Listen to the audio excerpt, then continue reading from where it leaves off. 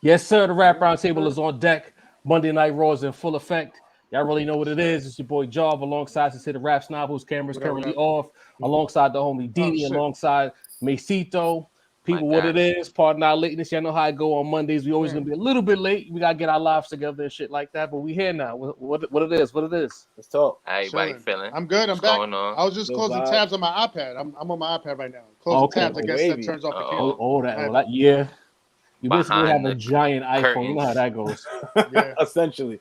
You know what I mean? What's the word, fellas? Chilling, man. Shit, man. What's going on, everybody? Another Monday. It's a short week.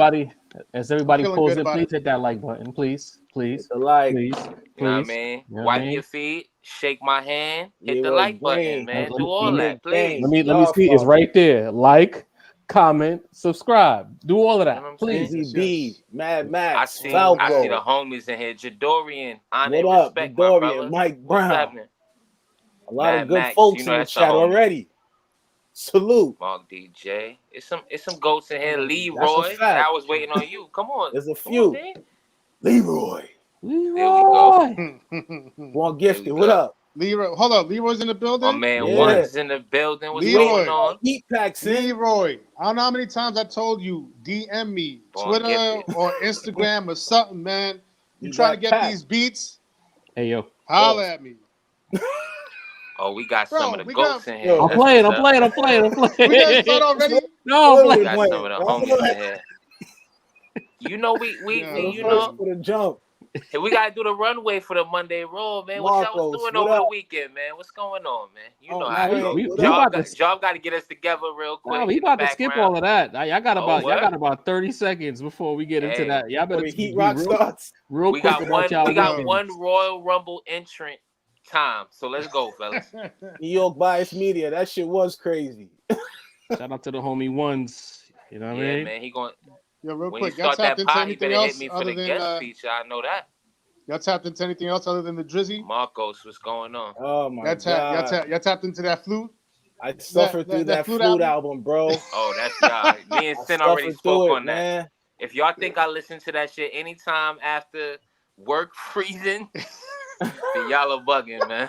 Man, they could, honestly, bro, respectfully, keep that album. Keep real, it, bro. I mean, maybe it'll be some type of contemporary classic or some shit in the future, but y'all can keep that. I don't want it. Niggas don't want it. No gracias. You know what I mean? Here's my thing.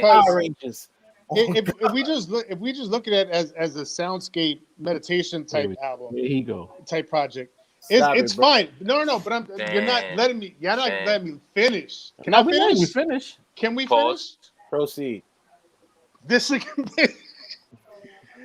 But what I'm saying is we never look at any of those types of projects or albums as part of the musical landscape. We never do that. So I don't feel that we should do that for this album.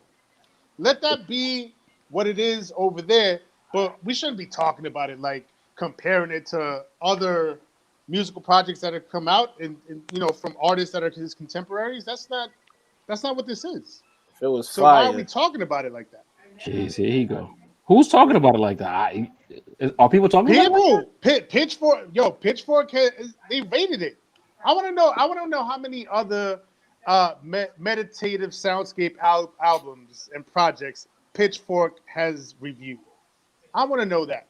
They called it, and then they gave it an 8 rap / experimental. There's nothing rap about this. You know what I mean? Keep that. But anyway, nobody's here to talk about no fucking flute album, boy. Like, you know what I mean? Listen, follow the Rap Roundtable on, you know what I mean, Facebook, Instagram, and of course Twitter, X, whatever you call it. Have you adopted Twitter. X fully? We don't know. But follow us on all these platforms. Tap in, get familiar. You know what I'm saying? I see the chat is running up. Shout out to the chat. Oh, we got some super chats already on deck. I love to see it. Appreciate y'all. Y'all for that. Y'all getting us right. But the people are here to talk about this topic right here. Is Jay-Z impact overrated? Usually we do the small talk and this and that, but we not small talking anymore at the Rap Roundtable. Y'all not coming here for the small talk. We not giving y'all the small talk. Y'all want to hear about the topics. We here to talk about the Jigger Man because one topic that was like going crazy over the weekend in particular was, I believe it was Coach K said that Jeezy at one point or the other was bigger than Jay-Z, being that his impact was massive in the South. And he was essentially saying comparatively that Jeezy was bigger in New York than Hov was in the South. So I was like, it's Jay-Z's always seems to be the litmus test for who the star is or whatever the case may be. And it got me to wondering, is his impact overrated or is the South hating? So with that being said, do you need a balance? We're gonna come to you first because you're usually a person who doesn't like this type of vibe where people get, they vibes get downplayed or that word besmirched. You know what I'm saying? So when you hear Coach K say that Jeezy, based on his metric, was technically a bigger act than Jay-Z, what is your stance on that? I can't speak on from the South specifically because I'm not from the South, not in the South, but I can say that the Jeezy wave in New York City was monstrous. You know what I'm saying? Everyone had on them tees, and I respect that. But them tees was like $20, bro. Rock and Will, 80 mil, like 18 months. You can bullshit with rap if you want, motherfucker. You can't affect culture. And this is back when shirts was like $60, $70, bro. This isn't like the era now where shirts are like $400. Like, to get that kind of bread off of merch is ridiculous. I mean, at this point, we got to stop, bro. Hov, say what you want about Hov. Hov is culture, bro. Hov is culture. Like, you wouldn't have a Jeezy if you ain't have no Jay-Z. You get what I'm saying? True. Like, who's the first nigga that Jeezy really gravitated to when he got to the game, bro? Like, Hov. Hov has always been just that beautiful mesh, man, between, like, the rawness of the street and, like, affluence and taste. You can't deny that, bro. Like, you wouldn't have a Ross. All the niggas who basically give you flavor and taste, pause. Hey, like you wouldn't. Hey, whoa, hey, hey, whoa, whoa. What the fuck? You what can't have knock it off. You can't have it without Hov. Fire. I mean, entrepreneur, visionary, like multi-billion-dollar empire. I mean, how do you have that without impact, bro? Like, Jeezy got a big impact. He don't got none of this shit I just named. Well, again, because we're gonna speak, not to speak for people, but we're gonna speak based on what the talking points are in the culture. The argument is that Jay-Z's impact was bought and paid for, therefore his impact was inflated. What do you say to that? Cap. Okay. Like, when you're like, if you're talking about marketing dollars behind them, anytime anything's successful, the money will be behind it, bro. You know what I'm saying? When Jeezy became who he became, the money was behind him. Like, we gotta stop downgrade, especially niggas from New York. I just feel like a lot of times it's a New York thing, like there's a trend, when you, like I said, when you birth something, when you create something, yes, we created it. When you birth something, you create something, and other people step into it. They do it the way they do it, but you still can't negate the way it was done. You wouldn't have a lot of shit if he didn't do kicking in them doors, you know what I'm saying? Showing niggas how to move in a room full of vultures, just showing niggas steps to the game. We really learned shit from this nigga, like, you know what I'm saying? Like, it's more than just, when you say culture, it's more than just, it's not just rap. It's the prestige that's carried behind it. Like, it's everything, bro. Like, Jay-Z encapsulates that. There hasn't been a South nigga, much less another nigga from New York, who I felt encapsulated it that way, my nigga. Like, it's Hov. I like your perspective, Dini, setting a positive tone here. Some people are gonna be, they're gonna feel away, they're gonna push back and say, you know what I mean, you cutting Hov too much slack. Macito, you hear Coach K's comments. You see what's going on in the space. You hear the conversations. You hear, again, he's bought and paid for. Shit, I seen a video with Charleston White that said that when you get to a certain echelon of success, you're evil. So that being said, what's your takeaway from this? As far as Coach K's comments, about, I mean, Jeezy was bigger in the South. And, I believe his mixtapes began dropping in 2003. First album dropped in about 2005. You know what I mean? Jeezy was bigger in the South than Jay-Z. I think it helps that Jay-Z was retired at that point. You know what I mean? But yeah, he was bigger than Jay-Z at that time. As you know, your big regional act should be. I'm not calling Jeezy regional, but I'm just saying, like, Jeezy's from the South. Like, he should be bigger than Jay-Z at the time of, the biggest buzz he had in his career. But what about 2 years later? You know what I mean? What about 4 years later? What about now? You know what I'm saying? how what about now? You know what I'm saying? So, it's like there's a lot of niggas you could say at a certain point, was, that nigga. There was a time where Soulja Boy was that nigga, bro. You know what I'm saying? Really, honestly, So, but, this whole, little brother shit the South got going on, and I don't even listen. By the time I was listening to the radio, the South owned 50% of that shit. And the hottest nigga from New York had a fake Southern accent. You know what I'm saying? By the time I was, really into rap. So it's like I never hate on the South. I got a lot of my musical influences come from, the South being hot. You know what I'm saying? But it's like this whole little brother shit they got going on. Like what? Who is asking about this? You know what I'm saying? This? Maybe I need to listen to the whole interview. Did somebody specifically say was Jeezy bigger than Jay-Z in the South? Because all these niggas always want to tell us who was the nigga that was bigger than Jay-Z in the South. You know what I'm saying? It's a reflex to them, bro. Well, I told you. Knee-jerk reaction. Yeah, Coach said that Jeezy was bigger, period, than Jay-Z, and his rationale was Jeezy was already massive in the South, and Jeezy was bigger in New York than Jay-Z was in the South. I'm sure that had, something to do with Def Jam president Jay-Z signing, Jeezy to the biggest label in New York at the time. You know what I mean? I'm sure that helped. You know what I'm saying? I'm sure 50 Cent got signed to Dre and was hot in the West. You know what I mean? That helps. You feel me? But it's like this is weird. You know what I mean? If he just said, yo, at one point Jeezy was the biggest nigga in the game. You know what I mean? I would respect that way more than you pointing out one nigga. Because, if you listen to some niggas, Jay-Z was never the biggest in the game, right? In any specific year. So what are you saying by saying he was bigger than Jay? Was he hotter than 50 Cent at the time? You know what I'm saying? Was he hotter than, I don't know who the fuck else was doing 10 million at the time. So it's like, it's like, it's weirdo, but behavior, and I don't like when niggas, specifically point out he was bigger than Jay-Z. You know what I'm saying? It's weird to me. As far as Jay-Z being bought and paid for, I mean, listen, when you get to a certain level of mainstream success, that can honestly be attributed to anyone.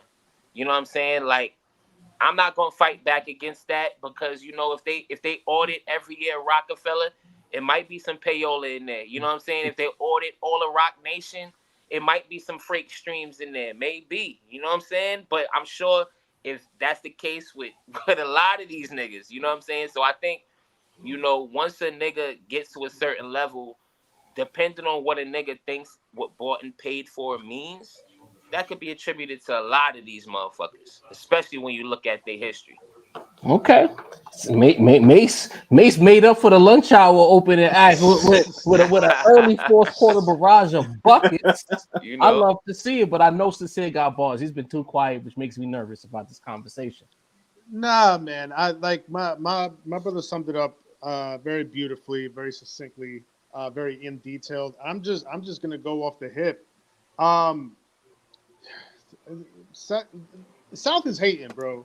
Oh. South is hating and continuing to hate. Like every time, I don't understand what is the obsession. It's an obsession at this point, bringing Jay-Z's name up. And I'm gonna have to borrow your cape for a second, Job, because I'm gonna throw on the Jay-Z cape real quick if you let me borrow it. You let me? Can I borrow it? I mean, some people can be mad at you wearing that cape. Listen, go ahead. Listen. Because at the end of the day, it's New York, and I'm so tired of like throwing rocks at the throne, man. We have the throne. Like for you, look, because somebody on Twitter said he think about the right word. No, because somebody on Twitter came to Coach K's defense. And I get you know how some people always want to shoot bail and cut some slack. So this person was like, yo, how come every time that somebody from the South says that their artist was bigger than a New York artist, y'all get upset?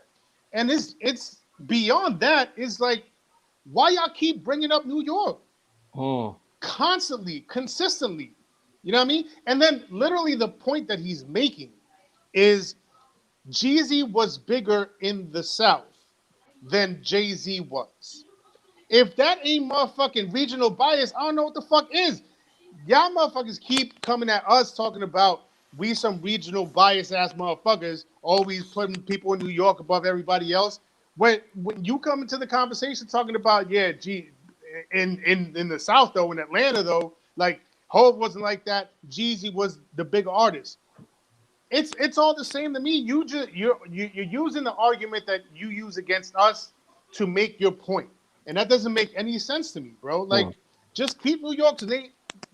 New York artists, keep them out your mouth. If y'all want to big up your artists, big up your artists. But why you gotta put our artists down to big up your artists? That shit don't make no sense to me unless, like May said, you got little brother syndrome. Either that, or I don't know what else it could be. Well, this is a tricky situation because ain't nothing tricky about it, bro. Are you right? You got me tight, bro. You're right. I'm tired of it. I'm sick. I love you, Mace, but y'all already know that little brother bar is my bar, and I was leading with that. You stole it from me, but I'm gonna play it anyway. Man, that's my favorite part of the lives, man. Stealing bars. The first thing that I thought of was, here we go again with this little brother energy when it comes to New York and the rest of hip hop, specifically the South, because the West don't really move like this. I feel like the West as a region are more comfortable in their skin about who they are, what they represent to hip hop than the South. Even got like little goofies in the comments, Omega Breed, like, bro, like, read the room, Omega. Like, if you just got here, bro, you're making yourself a target, and we will roast you. We're not above it. We're very childish at this podcast. So tread carefully. Nobody's in their feelings here. Ask about us. We chop it up, we build. But like playing the emotional chord and all of that, that's just inviting you to get cooked here. In the chat, if we ain't gonna cook you, the chat gonna cook you before we get to you. Be clear. So the thing that confuses me is like why he couldn't say, yo, Jeezy was big. It was bigger than Snoop. Why he couldn't say that? Why it had to be Jeezy was bigger than Ice Cube? Like, why is it always us? You know what I'm saying? It's always Jay-Z. And it's like, it goes back to that pain in the ass skit. You go to Jay-Z, you go to Jay-Z. You know what I'm saying? Like, it always seems like, oh, you don't want to be a big rapper? Compare yourself to Jay-Z. You want to go on tour? Compare yourself to Jay-Z. You want to get the 2 T's interview? Compare yourself to Jay-Z. You want to be next to Kevin Hart and Beyonce? Compare yourself to Jay-Z. Like, it's tiresome, right? But then I got to thinking, I said, you know what? I could just use a little data, right? The South, the first thing that the South always say is, we don't rock with such and such in the South, etc. Okay, I can understand that, because at the end of the day, there's regions for a reason. Of course, if I'm listening to Mobb Deep or something in New York, I don't expect you in Atlanta to be listening to Mobb the same way I might listen to Mobb, or to an even further extent, feel what Mobb is talking about the same way y'all might feel what an Outkast is talking about. That's what the regional divides are for, because it speaks to your local whatever is going on, right? But then to lie and act as though you weren't listening to Hove. When I remember I went to North Carolina in 1996, Christmas. I was hearing nothing but New York on the radio in 96 in North Carolina for Christmas. Nothing but New York, right? Then I got to even thinking, nobody listens to Jay-Z. Jay-Z is the local celebrity rapper, whatever, right? Then I pulled up the Hard Knock Life tour locations, and I was like, I don't see Madison Square Garden on the tour date, son. Mace, Deanie. I know he went to Albany, New York. The Barclays Center didn't exist yet, so he couldn't go there. I see Kansas City, Missouri, Atlanta, Georgia, Jacksonville, Florida, Tampa, Florida, Columbus, Ohio, the Midwest, all the way over to Sacramento, California, San Jose, Tacoma, Washington, Anaheim, which is LA adjacent. These are the tour dates. There's no New York City stops for the Hard Knock Life tour. So you mean to tell me this local act, by the way, at the time, 1999, that was a record-setting hip-hop tour gross-wise. Now, things have changed. You got to adjust for inflation. But in 99, that was the highest grossing rap tour of all time. A nationwide tour. So much so that they made a movie out of this tour, if I'm not mistaken. Wasn't it called Backstage with that Fire Clue soundtrack? Yeah. You know what I'm saying? Usually, you're right. They got a job out here doing research because I have to do research now. Usually, I just come on here and talk because I know what I'm talking about. You know what I mean? And I'm not above saying what I don't know. That's one thing I can never say. When I don't know, I say I don't know. But it's like this active energy to reverse history, revise history, or flat out lie about shit that happened had me thinking like, wait a minute. If the Hard Knock Life tour happened in '99 and it was a nationwide tour, how can he be local? If I went on vacation in North Carolina and I heard all this New York shit on the radio, even hearing Can't Knock the Hustle in North Carolina, how could he be local? I have family in Georgia who tell me that they Jay-Z fans. How can he be local? I'm confused. I know people that live out west that listen to Hov. How can he be local? So this whole idea that we have to continue to compare Jay-Z and lie about his impact is exhausting. If you want to say somebody's better than Hov or greater than Jay-Z, like a Nas or a DMX, a Pac, or a Big, whoever you want to choose, I'm just picking names.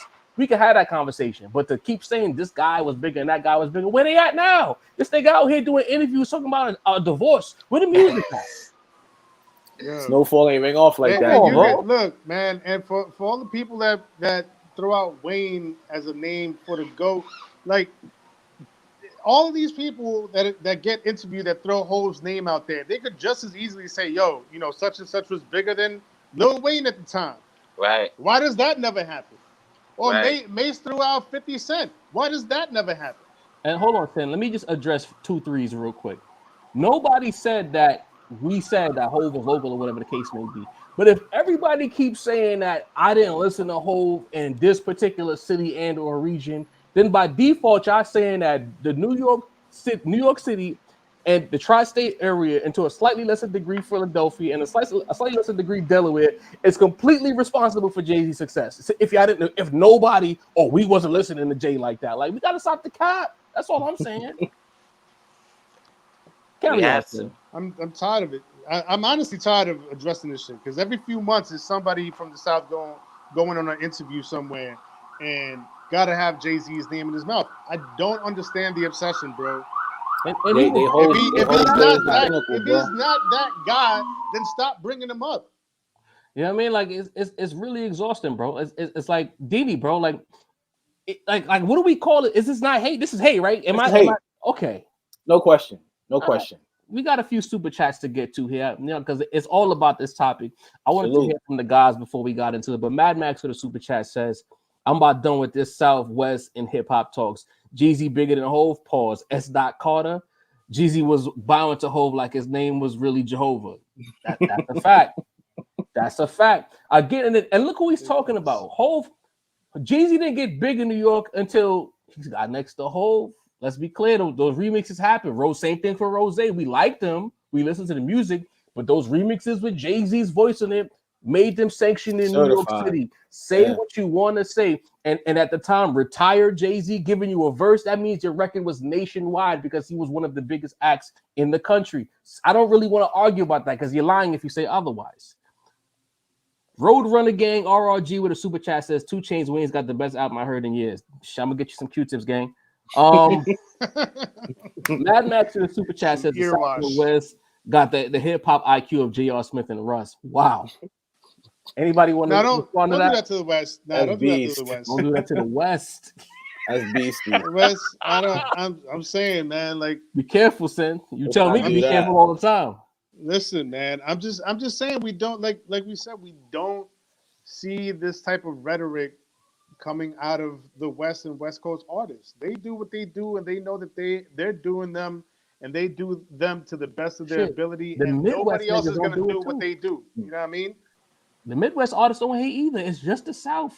Bro, exactly. And I'm looking for this tweet. I thought I saved it, but there was somebody that tweeted that there was like, yo, I'm from the Midwest. I'm going to be the moderator here. I'm going to make the decision.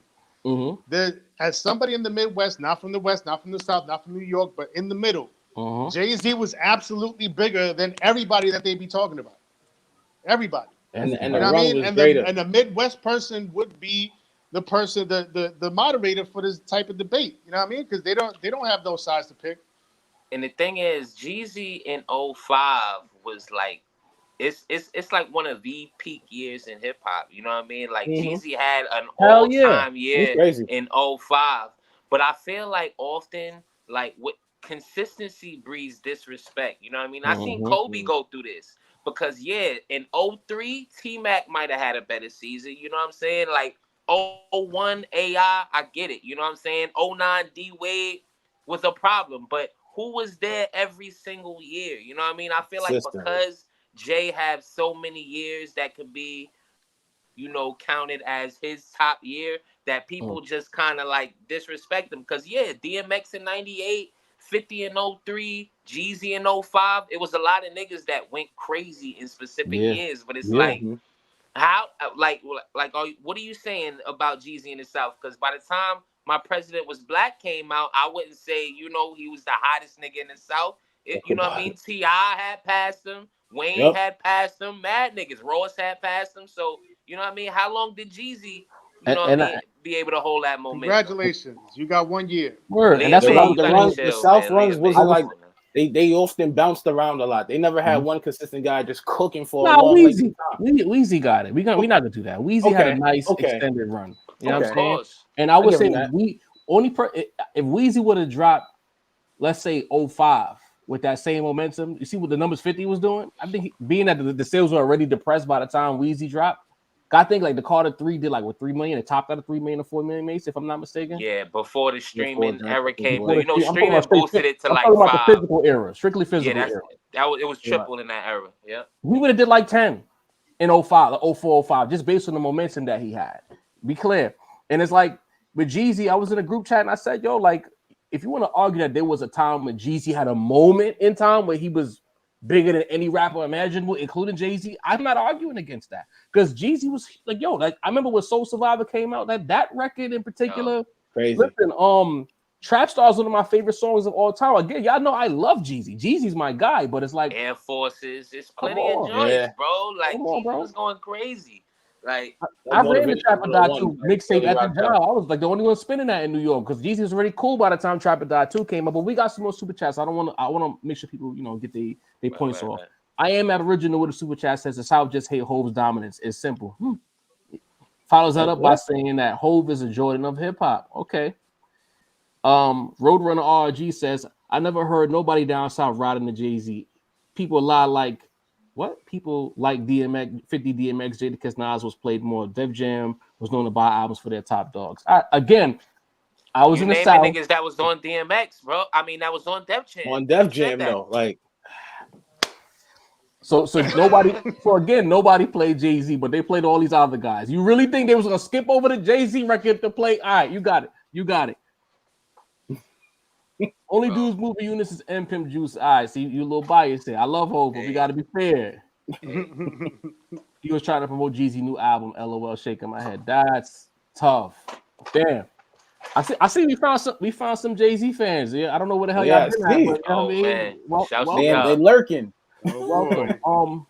And again, it's like if y'all want to talk about the art, bro, we're here for that conversation. If you want to say a Southern nigga has a better career than Hov, shit. Yeah, we could talk about it, but don't downplay this man's impact because you're just mad. Word, you know what I mean? Call him a sellout. All right, we could talk about it. Say somebody's better. All right, we could talk about it. But stop lying about all that other shit because it's flat out hate and it's exhausting now. Again, if you're in here right now, you know what I'm saying? Make sure you hit the like button. Make sure you subscribe, comment, hit the notification bell. If you're in here, we got 171 in here right now. We're fluctuating between 180 and 170 somewhere in between there. The like button is free. We're trying to get 300 likes on each and every video, so make sure you run those likes up. And also, if you're not mistaken by now, I know we do the intros officially, but for people who didn't see, if you don't know who we are, it's Jav here, alongside the Rap Snob, alongside the homie Mates, alongside Diddy the Balance. We are the most influential, most inspirational, most watched, apparently. Shout out to DJ Academic sharing our post on his Instagram where we were talking about Kendrick presumably eventually coming outside. Again, we keep telling y'all, like, there's a lot of odds in this space, and I'm gonna tell you right now, when it comes to the powers that be, they're looking at the Rap Roundtable the most.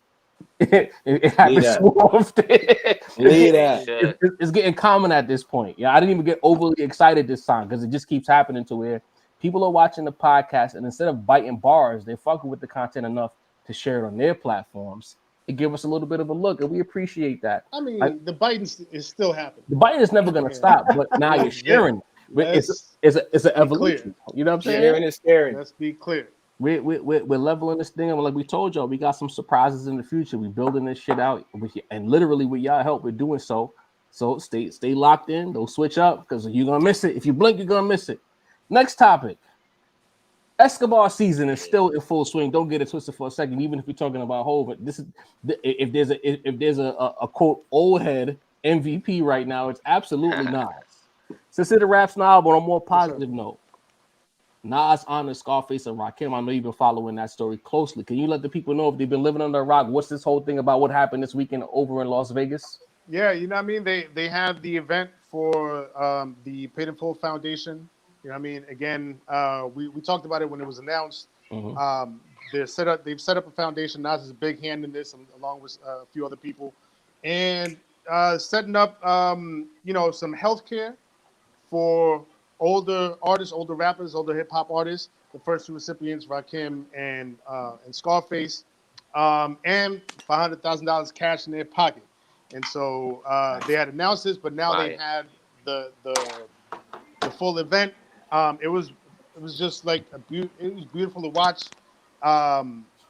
Shit touched my heart, like no joke. To see him and Rakim, to see him introduce Rakim, to see him hug it up and dap it up with Scarface. Scarface, has long said Nas is his favorite rapper. So for Nas to pay it back like this is amazing. It's one of those stories that you almost never hear about, and when they happen, you still don't hear about them. You know what I mean? Like there's so much. I mean, obviously, we're gonna talk about the Diddy case. We're gonna talk about all the fuck shit that's happening in the industry.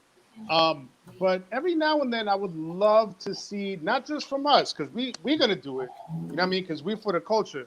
But I would love for some other platforms and publications to really shine the light that needs to be shined on this moment and this movement, because it's like I said when we talked about it last time, this is something that's been a long time coming. There's been so much talk about this over the years, like a lot of coulda, shoulda, woulda, and Nas said, fuck all that shit. Let's actually fucking do it. Let's put our money where our mouth is and do it. And to see it, come to fruition, to see them on stage. You know what I mean? They had like Rakim's lyrics up on the wall. They took a beautiful flick with Rakim's lyrics on the wall. Like it was a beautiful moment for hip hop. It was a beautiful moment for artists that need to be they're just legendary. They should absolutely get the fruits for their labor, and they're getting it now, man. And I love to see it. 1 second, Sin. I don't understand this kind of comment. Since y'all covering this and reporting on it, this should have been the headline, not some subjective discussion and opinion somebody gave. Like, so now you're producing the show, Tango Faye? You're the producer?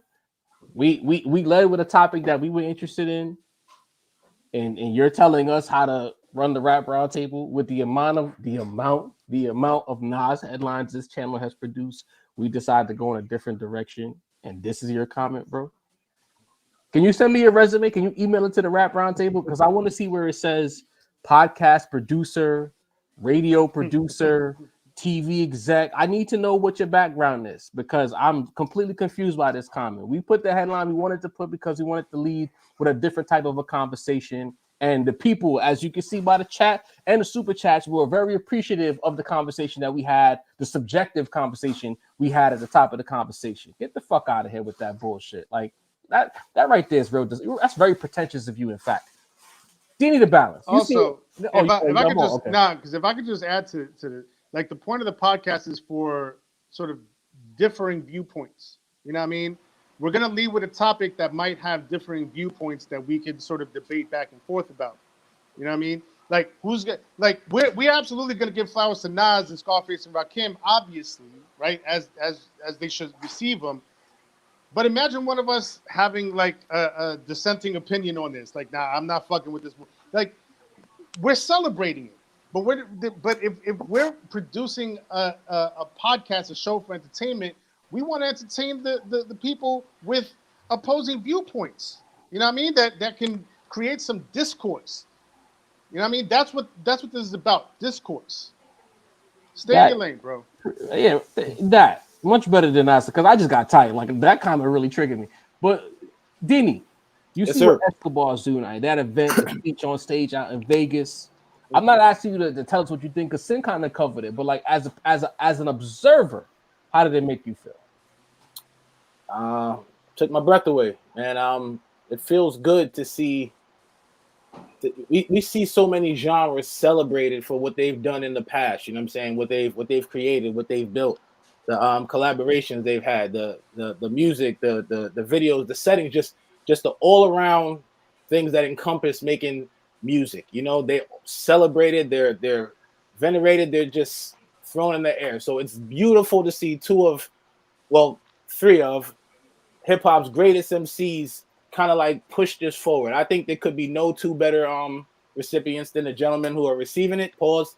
I think what Nas is doing specifically this year, I think to what this nigga, the nigga that just put the thing in the to his point, it's this is the time to talk about Nas. You know what I'm saying? I get it.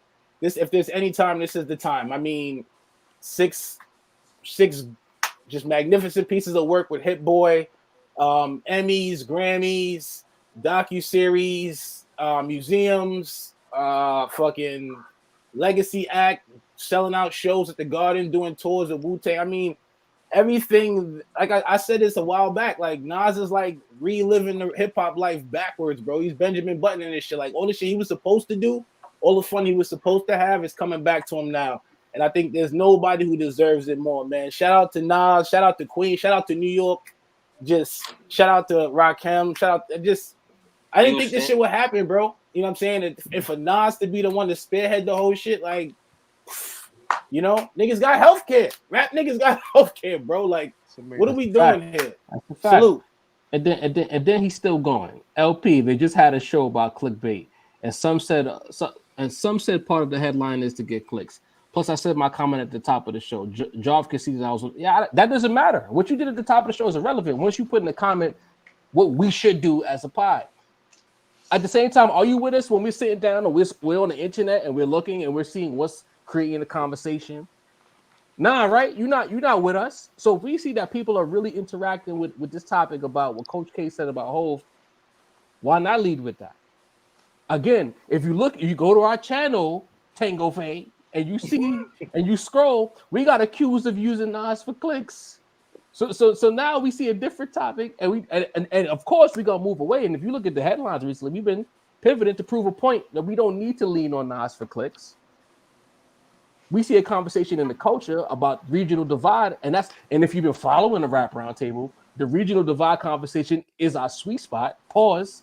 We got two shows called New York Bias 1 and 2 for a reason, with New York Bias 3 on the way. So of course we would lead with the New York Bias topic. Pay attention, Tango Faye. If you really been following notice that nobody in the chat was surprised that we were talking about this shit, because New York Bias shit. Once Bundy then changes name to New York Bias Media, where do you think that comes from? New York Bias 1 and New York Bias 2. I don't appreciate nobody telling us how to run our show, bro. I'm touchy about that. Like, don't do that. And then try to defend it. The fuck? See? You got... All right. But, Mesito. Nas Escobar putting the coach on his back as he should. In hip-hop year 50. This is going to go down in history, bro. Bro, go down in history as it should. And I'm not... Listen, I don't want to be one of those guys, which means, you know, I'm about to be one of those guys. But, listen, here we go. This shit is not getting enough credit, bro. Like, this shit is not getting enough credit. Like, this is some shit that niggas have been asking for years, bro. Our old legends, they haven't been getting, you know, taken care of. Niggas is out here, you know, buying fucking chains and black robbers in the hospital and can't pay his bills. And, You know what I mean? The shit is wild. You know, I just seen Royal Flush got a GoFundMe. He just got cancer. Donate to that if you can. Shout to him. You know what I mean? Like, this is some shit that, like, this is like out of nowhere. Like, I don't know who started the fucking union in the NBA. Oscar Robertson or some shit. Like, they starting the union. They always talk about that. Hey, remember that one time where Suge Knight and Irv Gotti and Jay Prince were gonna start a union for hip hop and it never happened? Bro, Nas just started it, my nigga. Like, why aren't niggas talking about this more? And like Dean said, like, you know, people argue about who should get it first, this, that, and the third. But Rakim and Scarface, two absolute legends. I know Scarface had some health problems himself, specifically around COVID time. So it's good to see him get his bread. You know what I'm saying? Like, Rakim the God, like, you know what I mean? Without him, you know what I mean? He the Thomas Edison of this rap shit. You feel me? Like, talk about it. So this is like, I don't feel like this shit is really getting enough spotlight, and I really like this shit is as dope as it gets. Like, niggas out here that's at jobs that don't got unions. You know what I mean? How would you feel if nigga just started this shit in your job? You know what I mean? Like, and just like you say, Nas, it's been like moment after moment this year. I don't know if he mapped out like the 50th year. I'm gonna unveil all this shit, but yo, bro, it's like, a beautiful time to do it, for real, bro. As if there was a better time, I couldn't think of it. And like, you know, hopefully next year it could be, or in the coming years it could be like on YouTube. It could get streamed. It could get televised because, you know, even down to the picks, you seen Ice Cube there, you seen Dougie Fresh there, you seen, you know what I mean, Red Alert was there. Like, this shit was dope, bro. Like, fuck all that VH1 Hip Hop Awards shit, that BET Hip Hop Awards shit. This is for us, by us, no FUBU, bro. No FUBU. You know what? And I want to be clear because I saw a clip where Hov was talking about, it was that interview he did after 444 drop, and he was saying, I didn't tell people to not do the money phone. He was saying that that's not real money to him. And in that conversation, he's always been, and it's been part of his rhetoric about what's the next evolution for the people, what's the next evolution for hip hop, for black people, etc.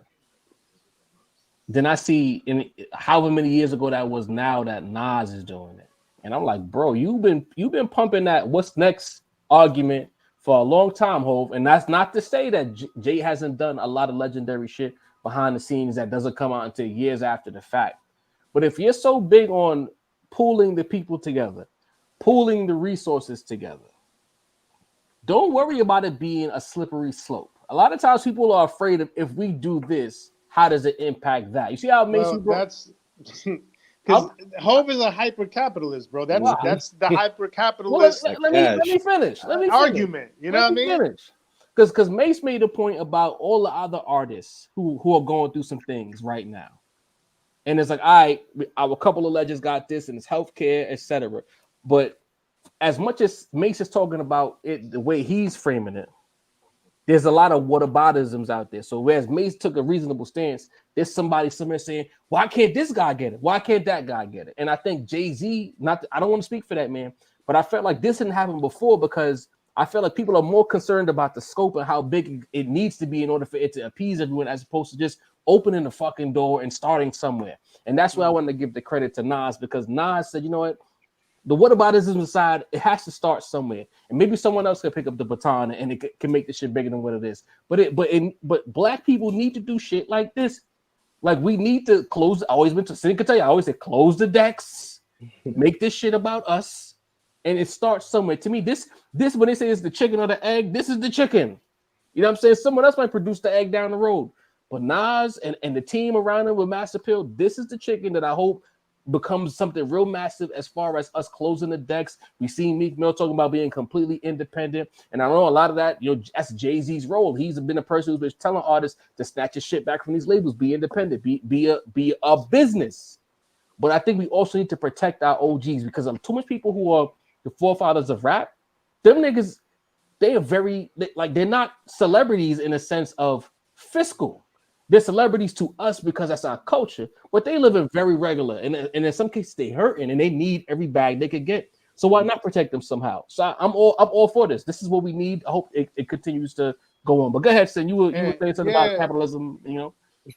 Yeah, no. I was just making a point that, like, that slippery slope, that it to people that are hyper capitalists, that like any inkling of any type of anything that could be deemed socialism, they like react violently when that shit comes up. You know what I mean? And so like somebody like Hov is probably looking at it like, all right, if I gotta do something for this guy, I gotta do something for that guy, and then this guy's gonna ask for it, and then that guy's gonna ask for it, and then he just, you know, he turns away. You know what I mean? Sometimes you just gotta start it. Sometimes and you just gotta out, you know what I mean? Do it. And then also just one more thing, and you know, because I'm gonna take the cape off now. Please. Yeah, I mean, like what? And let's just go back a little, you know, real quick to that Gayle interview on CBS that was aired twice for some reason. What the fuck was it about? What was it about? The library, the library exhibit, was that it? And just talking about his career, like this thing that Nas is doing right now. This is something that there should be an interview behind it. There should be like some type of special behind it. CBS or NBC, ABC, whatever. Like shit, I'll take picks 11. I don't give a fuck. Somewhere, somebody should be looking at this and saying, look, this really deserves some type of reporting, some type of limelight. What the fuck is going on? And for the sake of argument, and it make, you know, you made a point about him doing the interview, because this is the type of show we do here. We just not gonna like pan you and not give you the full scope. As far as the business of CBS goes, I think we might have even talked about it on the pod. I don't remember, but I felt like there was like CBS probably made a business decision to put that on because it popped such a huge number on the morning show. Oh, the rerun, sure. So the rerun did a decent number by, I think it did a 1.0 in that time slot on CBS, which was pretty decent. You know what I'm saying? So it did what it was supposed to do. But why didn't that interview be more focused on the prison reform shit that he's doing, where he had the whole the fundraiser that raised about $24 million? And if it was mentioned, I don't quite remember. It was glossed over. It wasn't the crux of the conversation. And I just feel like, if you're gonna do these things and you're pumping reform, and that is your counter argument when people say you don't do enough. Well, I've done this, I've done this, I've done this. Then stop doing that shit silently. Because you know what? Motherfuckers some people like to do this shit silently and play that draw. You know, it's like playing Uno. They hit you with that draw for when you think you got Uno out. Hov love doing that.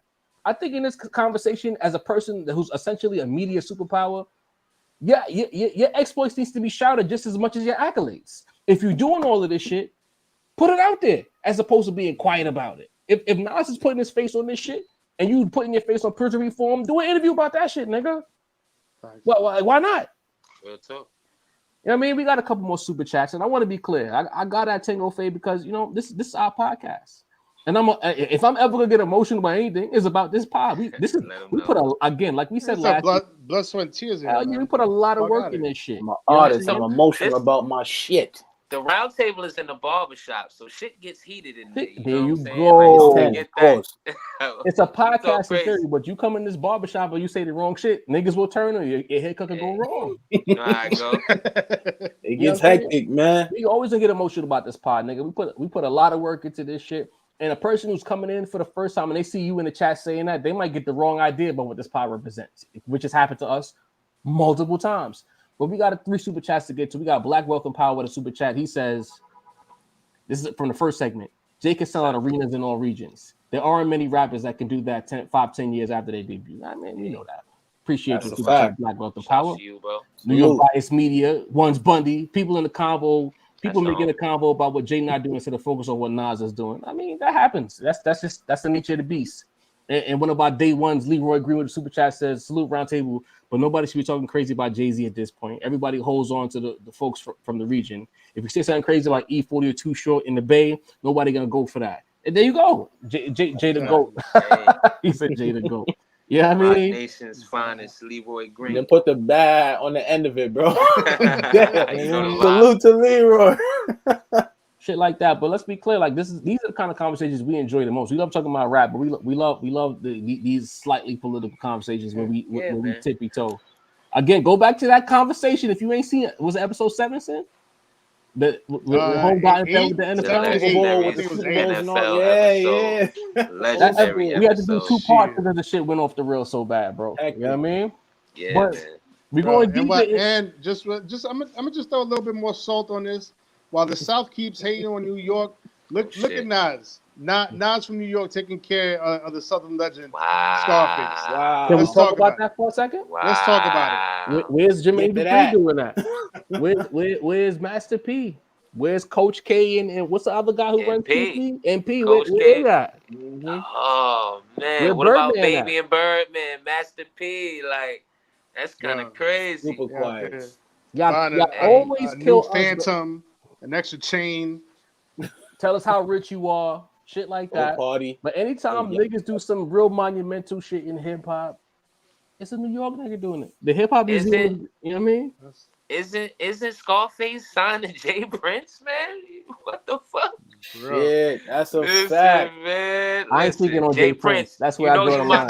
You know what I'm saying? That's where I draw the line. I ain't trying to say nothing. OVO team me up. Budden got Diddy and John got Jay Prince. Because Jay, unlike the rest of them, Jay Prince don't care about how loud it could be. If it needs to happen, it's gonna happen. I ain't saying shit. Yeah, OVO team, we up. And we plus we mob ties, man. My big gip ain't donating. You know what I mean? We had you apologizing on camera. Who knows what's on them USBs? Why you think Aubrey so tough with them raps, bro? Hey man, you think it's by accident? Prince and Jay Prince alone, man. Shit me. And speaking of Aubrey, you know what I mean? Them tough raps. Oh man. He threw a little dart. He threw a little dart at Pusha T. Tick, tick, tick, tick. And now he's broke. I didn't know Pusha T was broke. So I'd like to set the table with this one. I'm gonna throw it to Sin right after. For anybody who believes that Pusha T has nothing to say, you have not been paying attention for the last 15 years. Consider rap time. I know you got some intel for us in this situation, so I'm gonna give you the ISO. Yeah, man. My boy Al, what's up, Al? He was in DC over the weekend. I hope you didn't wear one of them hats to that concert, Al, or wherever you was at. Leave that man alone, man. Leave that man alone. Oh man. But no, he went out there. He was out there in DC. He went to go see the Clips. They performed out there. And apparently, Pusha T was on stage saying, and I quote, well, I'm quoting second person from Al, that apparently Pusha T said, "I hear all the weirdos talking out there. Wait till January." Oh. So we got some in the pipeline coming. Pause. I'm pausing it for good. That's yeah. My bad. It's not as egregious as some of your albums. We hypersensitive, you know what I'm saying? Like, yeah. You know how we are, bro. Hey, yo. Pause. Pause that too. Yeah. But Pusha's he definitely got his ear to the street. He got his ear to the industry. He knows he always knows what's going on. And we could definitely expect something from Pusha T come January, man, straight from the horse's mouth. You know what I mean? And he's definitely gonna respond. You got to. Yo, Kenny Mac. We might finally get that response to Jim Jones too. Who knows? Kenny Mac, what you think Pusha coming outside? Let me know if you're in the chat. Let me know, Kenny Mac. But I'm here for all of it. Let me just say I'm here for all of it. I might have, copped like little half a cape for Drake over the weekend, just because this tape is so fire. You know what I mean? But that shit's gonna, dissipate soon. I'm gonna be back to my regular shit, and I'm gonna be back on Team Pusha by the end of the week. I can't wait for Pusha to come and twist his cap back. Okay. Lyrically. Okay. Thank you for clearing that up because he's gonna be muted. Maysito OVO Koppel himself. Like Pusha T's basically making it clear that he's gonna be back soon. I mean, Pusha T can do that. You know what I'm saying? Like, we not worried over here at the OVO, headquarters. You know what I'm saying? Just like Sin mentioned, That Scary Hours 3 went crazy over the weekend. The whole EP got stars on it, every single song. You know what I mean? Like, this is, he proved that all it takes is 5 days and he could, do that shit that y'all niggas, want to hear, on the music. You know what I mean? That's all it takes, 5 days. So if Push, and, disregard, because, us at the OVO faction, we once, purchased off of eBay, Pusha T, signed, memorabilia. We Pusha T fans at heart. We know he's nice. So I would be happy to hear the album. You know what I'm saying? I'm sure Pusha T, other than any OVO slander, is going to, put out some good music. So the intel in general, I'm hype about that. I'm not really interested in a Jimmy response. I don't know if you guys, that just was never me. I was never worried about Nas responding to Bleak. You know what I'm saying? That wasn't my thing. Yeah. I'm right. good on that. But listen, man, like, Drake is in, rare form. We know Push is meticulous and calculated. Push don't fuck around. That's the enemy to be respected. You know what I'm saying? So at the end of the day, listen, I'm sure it's gonna be tough. You know what I mean? I'm just curious as to after the bombshell of you are hiding a child. I'm just curious to see where Push could go with it. Maybe he do got more missiles, pause. You know what I'm saying? Maybe he do got more artillery. But listen, I'm just hoping, that Push don't make a mistake at the end of the day. Dini, where you at with this situation, bro? We knew what it was. We knew this was a I'll get back to it, my earliest convenience type shit.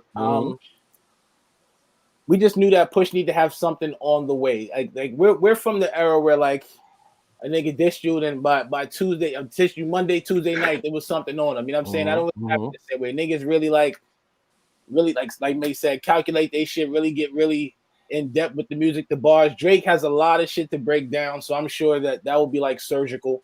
I kind of do want to hear some Jimmy bars. Pause. I feel like hearing bars is not pausable, bro. Relax. You said Jimmy bars. I wasn't feeling that. Hearing Jimmy bars, you gotta pause that. Jimmy bars. Yeah, Dini's OD with it, man. You need another I'm pausing Jimmy bars. You be on the block, man. I'm outside, bro. But I think it's necessary because this is more than just I think for Drake, this is just I'm an entertainer, but I'll have some notches under my belt as far as opponents I've won against. This is a good matchup for Push. You know what I'm saying? Because Aubrey is very he's a everyman. He can get into the bars. He can get into the dance record. So I'm really interested to see where it can go because Drake could dish you like in a party record. Push is not really that aim. Yeah, it's more of where is it gonna go. I do think, considering how long it's been, I do think Push got some shit in the tuck. I'm sure a phone call to Malice probably was just crazy between the conversation between the two of them, what they can concoct together. I'm here for it. But it's definitely been a while from Push though. I'm here for it though. Okay. Here's the thing. As a fan, do I want to see him respond? And I know that he will respond. Yes. But I'm gonna take a different approach. I think at this point, he shouldn't say anything to Drake. I think he should move on. I'd rather him respond to Capo and completely ignore Drake. That's where I'm at with it right now. Because it's like he's already defeated Drake. He beat him decisively. And I know I'm noticing somebody else's point. But I remember that. What was that bar he said? I waited, was it 3 days or 5 days, nigga? Where y'all at? What was the bar base? I know you know. Oh, from back to back. From back to back. I waited 3 days, nigga. Where y'all at? I waited 3 days, nigga. Where y'all at? Mm-hmm. But when Pusha T came outside, you were willing to agree with old right here. You listened to him immediately.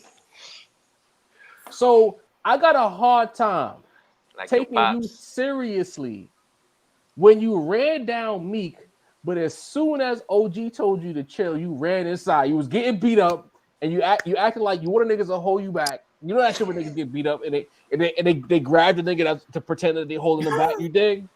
and you went in the crib, and then you keep coming outside talking every single day. That just goes to like the ether that they talk about with Nas and Hove. That's what pushed it to Drake. He can't shake it.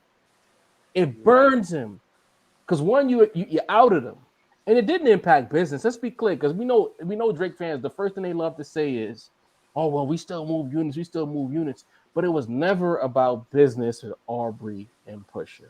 It burned him. He can't get over it.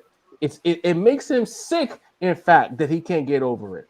So he raps about Pusha T over and over again because he just wants another fade. I don't even think Drake cares if he loses. He just wants another fade because he got embarrassed. Not only did he lose, he got embarrassed. He got herbed. He tried to get Pusha T jumped in Toronto on stage that one time. Drake don't move wacky like that publicly. Everything we always hear Drake stories, but we don't see it publicly. Your man, I'd rather Pusha T keep ignoring him at this point so that he could just continue to be sick until he gets so sick that he asks Pusha T to collab and hug him on the stage. Because that's what it's gonna come to. And that's what he was always a fan from day one. He bought his microphone from eBay and everything, bro. Yes. I was a Voice fan, bought his mic. You know, Drake is a fan of a lot of good rappers. I mean, it's implied. He might cry like he did with Kanye. Oh God, that's all I'm saying. Like Push. The worst thing that can happen to Drake is if Push never acknowledges him again. So all them bars are for what? We know Pusha T not broke. What we talking about, gang? What are we doing? Man wants his rematch. Man, he got smoked. You know, I think he's like, I'm coming back with better. I'm ready for round 2. Here's the thing about that though, like Drake will constantly contradict himself because he like in one song he'll be like, "Yo, I'm so rich, I'm so ahead of these motherfuckers. I sell so many records, I've done so many arena tours. I'm so much higher than the rest of these motherfuckers. Like I don't even care about these peons." But then in the next fucking record, he throws another shot at Pusha T. Which one is it, bro? Are you too rich to care or not? And you're supposed to be too rich to care, bro. And this is the thing. Let me put Mad Max on the fucking screen for a second, because you know what, Mad Max. And I want to be clear, as a Jay-Z fan who had to sit through watching Nas win, I understand where you are as a person. This is like a TED talk for me. I understand where you are as a person. It took me a long time to come to grips with Jay-Z losing. It really upset me for a long time. But for you to say that Mad Max like Pusha T's diss was great for a moment, when Drake can't stop rapping about this guy, he's blocking his features. There's a lot of political maneuverings, the Adidas slander, all of it, because remember Pusha T's affiliated with Adidas too. He can't get over it. So for you to say it was a moment is a lie, bro. Because your favorite rapper can't. It's been a moment lived. It's Groundhog Day for Aubrey, bro. The nigga said his hair couldn't nap, so Aubrey grew his hair out, gang. You don't think no one would talk about that? 2 and 2 together, bro. Come on, that's bad work, man. Yo, Aubrey can't get over it, B. Everybody always says, "Why does Drake keep responding? Why does Drake keep responding?" It's because everything Jarv is saying is absolutely correct. If a nigga had all of that Jarv just said over you, wouldn't you be talking shit about that nigga every day, bro? Like, honestly, on some man-to-man shit, bro. Like, if a nigga did you like that, bro, wouldn't you be tight? You know what I mean? Like, and listen, Pusha T's probably broke to Drake, you know what I mean? Yeah. The supervisor at the job calls the nigga he supervises broke, you know what I'm saying? Like, that's life, you know what I'm saying? It is what it is. So, you know, listen, at the end of the day, Pusha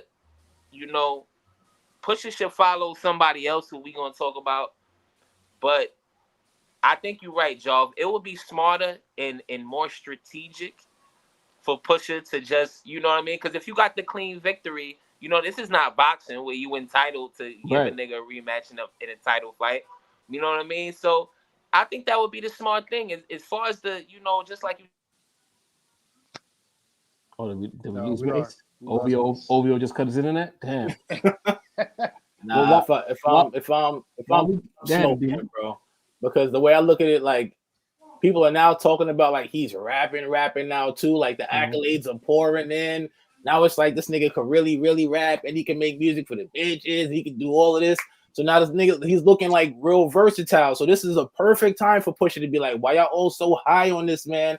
For actually rapping. Here comes the the napalm bomb. This is the perfect time to do it, to be honest. But the thing is, what we're seeing with Drake and Pusha, Drake already lost as far as he couldn't out rap him. And then Drake, not only did Pusha out rap him, he exposed him. He exposed him for wearing blackface. Don't forget that. Hiding the kid from the world. And hiding the kid, right? Drake is trying to get into a mudslinging contest with Pusha T. He's trying to make this where it's not about rap anymore. Who can talk the worst about who on a beat? And I don't think that Pusha T can win mudslinging against Drake. Drake is an A1 mudslinger. So if you really pay attention to what's going on, that's what is a phrase that we call in basketball where like a team is trying to play half court. It's called dirty in the game up. We don't want Golden State to run. So we're gonna throw some elbows, we're gonna hold, we're gonna play half court offense. Drake is trying to muck the game up to make this not about bars, not about rapping, about I'm better than you, I'm richer than you, you're a bum, life's better. Michael Jackson records, etc., etc. And I think Pusha T, unless Pusha T really do got the Kanye napalm in the back pocket, I think it's over with. You know a lot of shit, bro.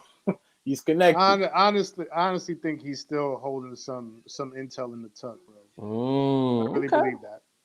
You know, and I'm disappointed that Mason Internet OVO Internet Incorporated fronted on them because the next topic we got is gonna be dope. But we got one more super chat from the God Marcos, another one of our day ones. He says, Nas been showing Scarface love. Down south, where's the love? Nas the GOAT, Leroy. You got your style from him. Salute. Ha, a stray in the super chat. Wow, guy. Damn it, man. But you know, it's time for a little chatty boy energy. But I don't know if it's so much chatty boy, but it's a little chatty boy. But this is not something that's sick and cringe about. So Diddy, you know, it came out that Cassie was suing him for, I think it was like 30 M's or something to that degree.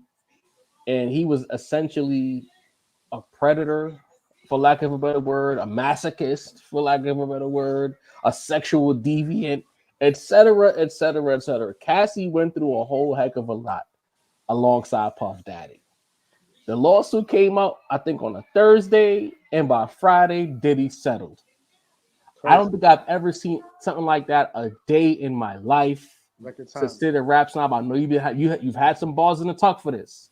What's going on, fam? Cool. Man, this is not something I usually like to chime in on. Because there's like real lives that are involved here. Mm-hmm. I don't know neither of these people, so I don't know what the truth is, what the falsities are. But this is unprecedented. I've never in my life seen any lawsuit get settled in like 24 hours, man. Right. And to me, it makes me feel like, damn, like maybe, hey. Just by the reaction to it, I'm like, yo, Cassie might have had haymakers for the motherfucker that Diddy wanted no parts in coming out in the public. You know what I mean? Not everybody's gonna read through I know Mace is the detective of the table. You know what I mean? I know he read all the documents and shit. Not everybody's gonna go through the process of reading all those dense ass, long ass documents, right? So the faster that Diddy could just wipe this, scrub this from the public's memory, the better it is for him, because there must have been some shit that he did not want to have to actually have to contend with in the public eye. You know what I mean? So that's the only thing I could take away from it. Look, we've heard the Diddy stories for years and years and years. It seems like they're all finally coming to a head. And I don't know. We might be closer than we are further to shit hitting the fan for him, bro. Because, like, you know what I mean? There's so many years of so many allegations and so many heinous stories. Like, yo, Diddy might have to, actually face some type of justice at some point, man. Because all this shit that's coming out is crazy, man. It's crazy. Yo, Macito, we started off, the chatty boy topic without you, gang. Sincere's completely he's disappointed. That's my takeaway from this, and he's looking at Diddy in a certain kind of a way, and I think we all are. You are our resident detective at the Rap Roundtable. You might know some things that we might not be aware of with this Cassie thing. Lawsuit drops Thursday, gets settled on Friday. What's going on there? Listen, man, this shit is heinous, bro. I'm not gonna lie. Like Sim mentioned, you know I'm nosy. I read the whole 32-page document, the lawsuit that was filed, bro. You know what I mean? I was going back and searching old internet threads. You know what I'm saying? I was going to web forums. I was on YouTube. I was looking at old DJ Who Kid interviews, and this shit is bad, bro. I'm not even going to lie. Like, I know a lot of people. Listen, the whole thing when it comes to what was going on, and you know, people feeling like whether she was in it for the bread or not, and this, that, and the third. At the end of the day, you know, there are various people that are co-signing what happened. Didn't Kid Cudi already confirm that his vehicle was blown up? You know what I'm saying? Didn't 50 already confirm in an old interview that he was getting pictures of Cassie? You know what I mean? And he went back to Diddy, like, what's going on with this shit? You know what I'm saying? Like, Wale, you know what I mean? Wale got the Vanilla Ice treatment, bro. Off the balcony, dog. Off the balcony with his feet dangling, bro. Like, that's crazy. Is that why Meek Mill said he's not MMG no more, bro? Listen. Michael Jackson with the baby out this motherfucker, bro. Listen. Oh, man. Wale is blanket now, bro. This is crazy. That's nasty work. That's nasty. What? Yo, you see where that comment at? Yo, Mad Max is wild for that one. Bro, it's crazy. Nigga was doing all this shit. I'm not gonna lie, man. Like, and I'm not.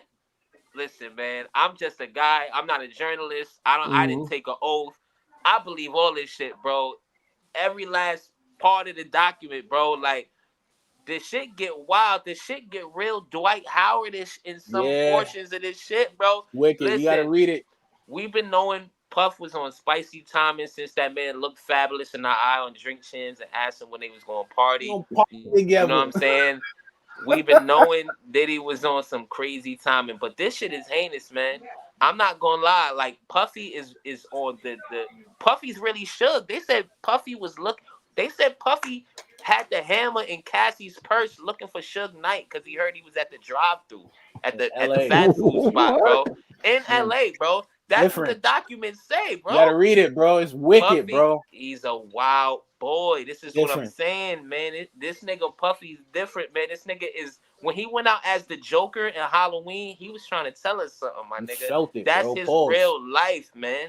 Like, Puffy, I don't know if he can recover from this. We live in wild times, you know what I'm saying? Like, it's a lot of wild niggas out here getting by, skating by, you know what I mean? But that's what I'm saying. The record settlement in 24 hours, that was his best bet, to just make believe that this shit didn't even happen. You know what I mean? Because sometimes you do that when you're guilty. Sometimes you do that before the way the really media cycle and the content cycle goes now. It's like shit that happens for a week feels like a day.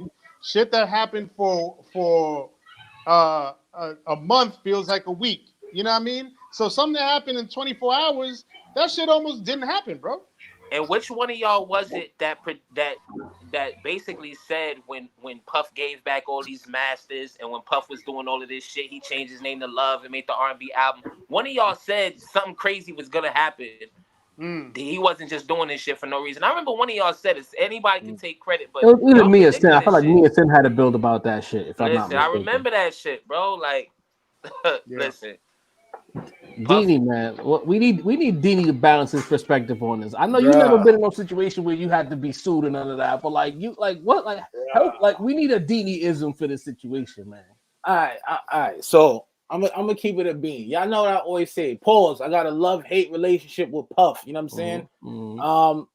You respect the bossness of it all, man. The way the nigga just runs a tight ship. You know what I'm saying? Like, he's been the face behind a lot of crazy shit. Like, who really said, nah, he ain't do that when they heard the announcement of all this shit going on? When you read the reports, man, she was like, did you say in your heart, nah, that ain't Diddy? I said he did that shit, bro? Like 50 on Power, bro. He did that shit. Bro, I was reading this shit like, this sound like some shit Puff would do. We all heard the stories. We've all heard shit from, but my nigga, the shit I was reading in that document, bro, the shit. Puff was just. I'm lost for words, bro. Like it was, Mace. Like the whole recruiting niggas. This man like was wilding on a whole blog era, bro. Recruiting niggas, so they could cook her. Basically, he was recruiting other niggas to cook her. Puff was living a real life poem, bro, and we're just watching the whole shit transpire. As fast as we say that he settled, you gotta remember, my nigga, she settled too, though. You get what I'm saying? So that's something worth talking about too. I'm talking about if you read the shit that's in the documents, this nigga got other niggas boinking you. He got you drugged for 10 years. He got a lot of shit going on, and a couple dollars is all it takes to make the whole shit go away. Let's not act like it's case from the beginning, though. It was a couple dollars. Yeah, a couple dollars. 30 M's. Yo, this is what Listen, be fucking me up, bro. It's not the way. Right, I'm explaining to you. Go ahead. Let him cook. I'm gonna jump in right after him, bro. But the way he spins shit, a couple of dollars. Come on. All right, my nigga. I'm gonna keep it a beat. 100 M's is good enough for you to let a nigga violate you. 100 M's is good enough. If they already did it, what you going to do? I'm just asking the question. 200 M's, like to me, like I'm thinking. You already did it. It wasn't 200 M's laying on the floor. These things ain't never gonna go away. These things are embedded in your mind. One voice, cook Diddy. My fault. These things are embedded in your mind. When you go to sleep, you might see one of them 40, 50 niggas that was popping you like in your head. Like we don't know what her mental space is like, my nigga. And giving somebody 100 M's, all you doing is giving them more time to think about shit, bro. She don't gotta go to work no more. She just sitting down on the beach. And now she's thinking about that shit. That shit is mentally frustrating to me. Like, so for the sake I just don't see why jail time is not in the. Why would you not want that? My thing is, you want this guy off.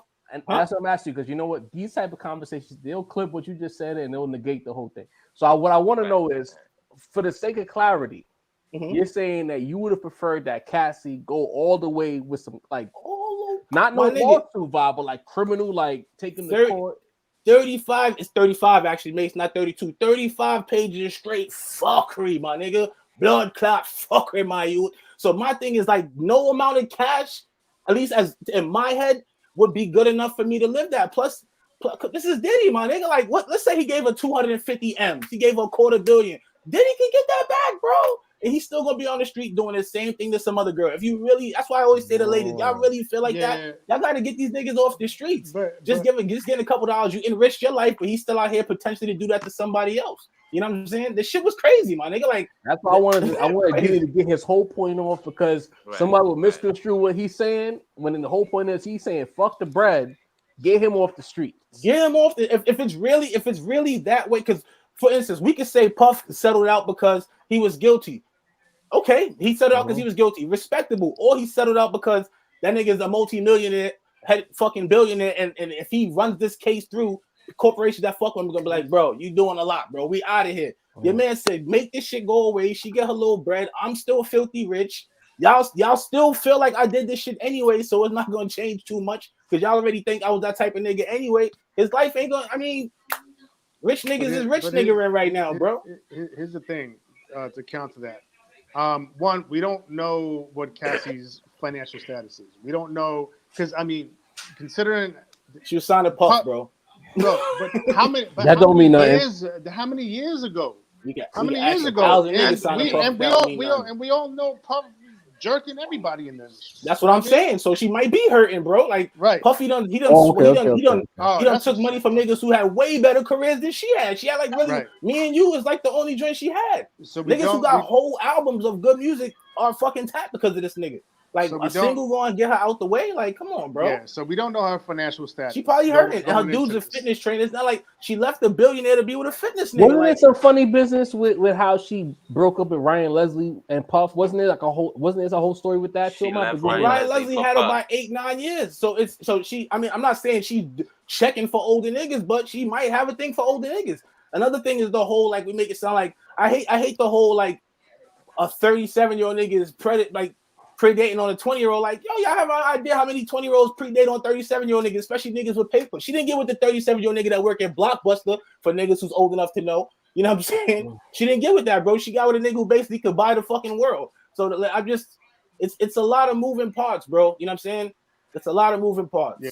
Here's what I'll say with that. The point, but hold on, because the point that I wanted to make is that we don't know Cassie's financial status going into this. Puff, we know to be a billionaire. If this does go to trial, and Puff has the billions of dollars to like draw this out for years and years and lean on her, and you know what I mean, it could very well be like, yo, look, I don't want to have to go through that if I don't have to. At least I get some sort of restitution. And at the end of the day, like, it doesn't matter, like, if it was yesterday or last week or last year or 5-10 years ago.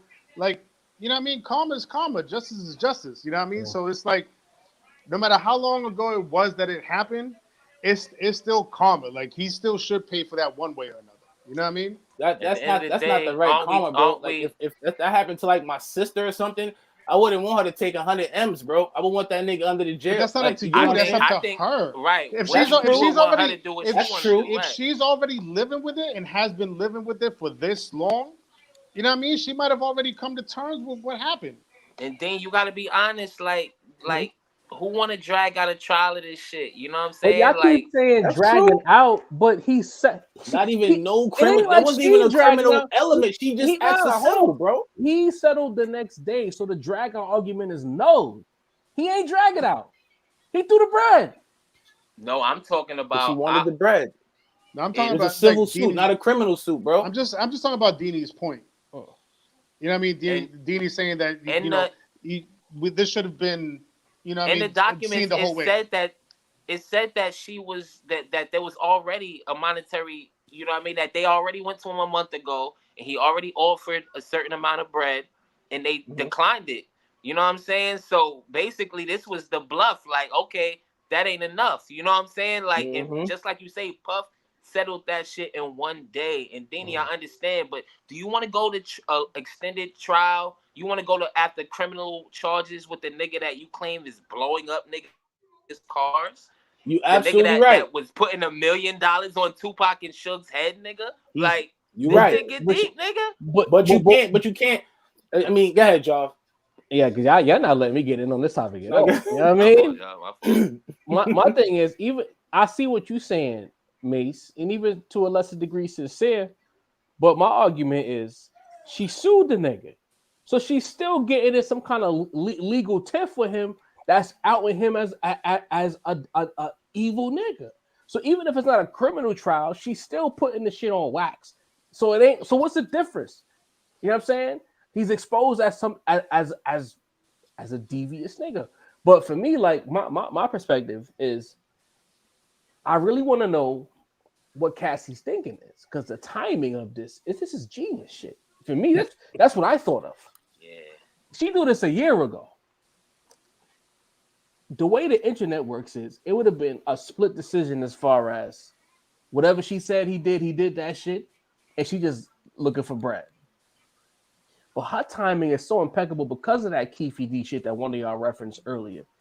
Diddy is in such a bad light right now as a person, potentially the person who sanctioned whatever Keefy did or didn't do, that he does not have time to fight a legal battle with Cassie over bread. This is fucking genius. I'm surprised no one else has said this. I've been waiting for someone to say it the whole time. Like, yo, like she sat back and said, oh, somebody got here like, yo, you know you can sue him right now. He's not gonna fight you. Because eventually when Keefy does go to trial, Puff's name is coming up, bro. He's not going to jail. We know that. But he's gonna have to have another legal team, or he's probably being watched right now, because you know how the feds move different. We don't know if them phones are tapped. We don't know what the fuck going on. So he can't afford to say anything. He can't even call her a bitch. You don't know what's bugged in that crib. You don't know if you're on the phone or who's tracking your phones or whatever the case. Like, so he wrote that. Yeah, shout out to Cassie. That was a genius play. As far as Puff, I'm in a different argument. I think I'm more in line with what Sin said at the top of the segment. If you've been following the industry, there's people all right who think Puffy's is glitz and glamorous guy with a great haircut and great hair dye now, and he dates all these beautiful women, and he dances in the videos, and they don't know nothing about him. But I've said privately that Puff is the number one goon in rap. If you know, you know. So when I hear this, I'm like, this is just the latest installment. Like, it didn't move me. You get what I'm saying? Because like, if you know anything about Diddy, like this is just the next chapter. All right, the book is continuing. Oh, all right, there's a new. All right, oh, so yeah, bet. Then when the Wale story comes out, I said, oh yeah, because he's a fucking goon. He's not he's not the nice guy you see on TV. That like Diddy, you said the Joker shit when he was about to fight 2-Bit from Power, and you see how he lost the Joker voice and was about to really use it from the goon shit. His real voice came out in that moment. Puffy is a fucking maniac. You know what I'm saying? No. And he's a Scorpio. If you know anything about the Zodiac, a maniac Scorpio is dangerous. He's the opposite side of Drake. Drake is a nice guy in comparison to Diddy. Diddy's leave that nigga alone. Look, he wrote the check. Move on. If you know about Puff, you know about Puff. He's the number one goon in rap. Don't clutch your pearls. Just read the next story on the blogs. And if you call yourself a rap fan, you didn't know about Diddy after all of these years, you should be ashamed of yourself. It was never Suge. It was always Puff. It was all answer is Puff. It was also Suge. It was also Suge, but Suge ain't never been Puff. But Puffy. That's Suge is interesting more because of a block bully. Suge was the bully on the block. No, that's like the nigga from House of Cards. Danger on Suge. That's what makes it crazy. Like you don't look and see the danger on Puff immediately, like you do on Suge. But that's what I was gonna say is that like if I think back to that era, I was like, damn, like Suge is out here wilding. Puff just want to dance in some videos. Like leave him alone, man. Like Puff was cracking niggas in the head with bottles. Puff was peeing on niggas. Like Puff is wild, bro. I'm just saying, all of the contracts Diddy had, you never heard no stories about niggas putting hands on Puff. Lock say put hands on Puff. The tough niggas. None of them uptown niggas put hands on Puff. Suge was a gang leader. Puff was a mob boss, bro. Like they was operating on two different type of wavelengths. I'm about to bring back that Jaguar Wright interview, man. But I'm just saying though, at that time, no one tried to put hands on Puff Daddy. All these certified street niggas. Nobody. According to Keefy D, they was all in his hotel room while he was in his towel. According to Keefy D. Yikes. If you don't know about Puff by now, then I don't know what to tell you. Does anybody have anything to add before we get to our last segment and get up out of it? Oh, we got some super chats. Let me not forget. We did the Puffy super conversation. That's so interesting. Hit the like button, y'all. Yeah, y'all seen that video where it was him and Usher. And I think he was a little drunk. He was like, "Yo, remember when me and you used to wake up together and shit like that?" And then he caught himself. Yeah, and Kevin Hart was like, "Why did you say that?" Yeah, it was with Kevin Hart. Nasty work. I want to party with Puff. you, Fab. Puff is a wild boy, bro. Nasty work. Mike H. the super chat says, "I want to publicly apologize to Primo after hearing comment on Inmo. I'm ready for the Nas Primo album and the Common Pete Rock album." All right, you on your own with that one, Mike H. We love you, though. No. Just wait on it. I might be with it too. You know what I mean? Just wait on it. The Common Primo's all right, man. It's cool. Well, Diddy, what you think? Because I forgot who we talking to here. It's Common and Sin. That might as well be 3 Stacks and Kendrick when it comes to Sin, bro. I'm good for it, man. I'm good. Damn it. Keep that.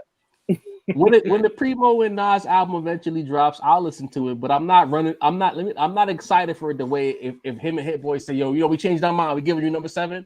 I'm gonna be hyped for that. I'm not waiting for like Marcos is. Yeah, Primo and Nas, that's one of those prove me wrong arguments. I need to be proven wrong when I press play on that album. Jermaine L. Johnson with a super chat says, "Assault, bullying, death threats, and car bombs. He said we've had it wrong the whole time. No, you." No, you've had it wrong. I've noticed we don't talk about Puff on this show. We don't even try to talk crazy about Puff. Niggas know. We in the city, bro. Niggas know. You know what I mean? If you don't know, then now you know. Puff ain't to be played with. And you know what? Man. Again, shout out to Cassie. Genius play. Cashola. But then with Joe Budden, one of the loudest voices in the culture, decides that he doesn't want to fight the Diddy fight and get into this conversation. He essentially took the high road. The internet up in arms. This guy who's never afraid to yell, use his voice as a vehicle for internet traction, took the high road on both Scary Hours 3 and to a lesser degree, the Diddy scenario. Mace, just for the sake of clarity, did he say nothing at all about Diddy or did he choose his words carefully? He parsed his words about it. He didn't ignore it completely. You know what I mean? He basically said I'm not gonna be the one that speaks about this. You know what I'm saying? You know, he had a weird moment where he was like, you know, when the Hollywood situations start getting spicy, when the orgies start happening, that he goes down the block. All right, Joe, I got you, Joe. But you know what I mean? He basically spoke, you know, very vaguely, very, you know, I'm not gonna, you know, be the guy to jump off the cliff about this. You know what I mean? I have daughters to worry about, or I have kids to worry about. I got the pod to worry about. And you know, I was a little disappointed, bro. I'm gonna be honest. Now, Scary Hours 3, he didn't say a word. He let the pod cook. You know what I mean? Ice Ish. You know, Melissa Flip. Shout to all of the Budden podcast. We fans over here. We fuck with y'all. You know what I mean? But and Parks. You know what I mean? Can't forget Parks, man. Come on now. Parks. Because we got our own Shouts Parks. Shout out to Walt. You know what I mean? Walt's great. Can't forget Sorry, the Walt. engineer. The engineer is needed. I can tell which of y'all niggas ain't got one. You know what I'm saying? So it's like, so at the end of the day, you know what I mean? Hey, that's what we do at the round table. You feel me? You know what I mean? At the end of the day, Budden, who just basically, when this whole Drake shit went on with Drake, crashing out, writing this man essays in the comments, that the Budden podcast, they went on about how, he's upset because we're, the number one urban space. We're the voice, we have the voices. When shit happens here over here, it matters. So you can't from one week do that, and then the next week when niggas are waiting to hear what you have to say, because like Academics said, you the nigga, you the Potter that's close enough to the regular niggas, but you been behind the doors. You know what I mean? Niggas is not asking you to say guilty as Diddy like I am. You know what I'm saying? Guilty. You know what I mean? But, niggas just want to know how you feel about it. Niggas want to know, Puff have been on some weird shit around me before. I get it. You got the Revolt bag. Nobody watches Revolt, though. You know what I'm saying? State of the Culture is gone. You don't owe them that no more. You done crashed out on niggas you worked for before. You know what I mean? Come on, Joe. So it's like, niggas just wanted to hear Joe's perspective and to go out of your way to put everything on Patreon, because that's another thing. He made sure it went straight Patreon. So he had niggas waiting all day. You know what I mean? He had niggas, amped up just like he did with the Drake reaction. And he didn't deliver. You know what I mean? I was disappointed personally. Damn. Mace on Bully Town this episode. Sincere the raps now, man. I know you was in the chat. Joe, you were kind of tippy-toeing around it in the chat. Nope. Ain't no tippy-toeing. I'm with Mace, man. I'm disappointed. But Budden's supposed to be the whole reason why he even made this he retired from rap and created this podcast so he could voice his opinion with no repercussions from the industry. You know what I mean? Like he was, you know what I mean? Like I remember what was the shit that he was saying about Eminem? The Eminem album was whack. And he got the repercussions from that. He was like, you know what? Like, I guess I understand it. If I'm still a rapper and I'm still signed, I can't be talking about Eminem, who's basically my boss. So I'm gonna retire. I'm gonna create this podcast now. I can say what the fuck I want. Only for years later, come to find out you can't say what the fuck you want now. You're gonna put the shit on Patreon behind a paywall, and you still not gonna say what the fuck you want. Like, all right, I understand the Diddy shit. I do. You know what I mean? It's a careful situation, right? It's delicate. But all that shit you was talking about, Drake not rapping, and he gave us the 6 joints straight rap, and now you can't say nothing. Come on, bro. The only thing that I can think of as to why he's, I don't know, he seems scared to come out and say some shit about Drake now. This Drake album, especially track 2, Stories About My Brother, like. Somebody was saying, I think it was Jaw. Jaw was like, Drake ain't Puff. Drake might be on that like Puff trajectory in terms of like, if he's not the maniac, but he knows some maniacs. You know what I mean? And when I hear track 2, Stories About My Brother, and the shit is he's basically saying it ain't me, but my brother them, my guy, he will peel your cat back without a second thought. You know what I mean? And so he starts off the album with Red Button and goes straight into Stories About My Brother. I'm thinking Joe was like, yo, let me chill on Drake, because Drake, And the thing is, Drake makes songs referencing people and names that nobody's gonna know except for the people that know. You know what I mean? You know what I mean? The people that know, if you know, you know. And so to me, I feel like this step back that Joe Budden is taking on the Drake topic, there's a little something extra there to me. I think there's a hidden layer there that we're not quite seeing. Do you need a balance? I think it's more of a I already cooked this nigga, and now that he's actually delivered, I'm not bigging him up. I'm not gonna let him know that he show improved. I'm not showing no homage. I'm not paying no respect. I'm just on straight violation time. You know what I'm saying? Because it was free smoke for Drake on the last drink, but it's been really quiet on this front. As far as the quiet on Diddy shit, outside of this nigga not want to get his car blown up, I'm thinking, not to sound crazy, he was kind of accused of beating some joints up. You know what I'm saying? I wouldn't speak crazy neither, nigga. You know what I'm saying? Hey. Like, I'm not going out there crazy. Like, niggas were saying I was beating joints up. How I look over here fighting a nigga that's beating joints up. I'm not going to go out there and fight for this nigga or not fight for this nigga knowing I'm pretty much in the same boat. This is one of those, let me just chill out. Let me relax for somebody to be like, hey, nigga, didn't you beat bitches up too? You know what I'm saying? This is all this was, bro.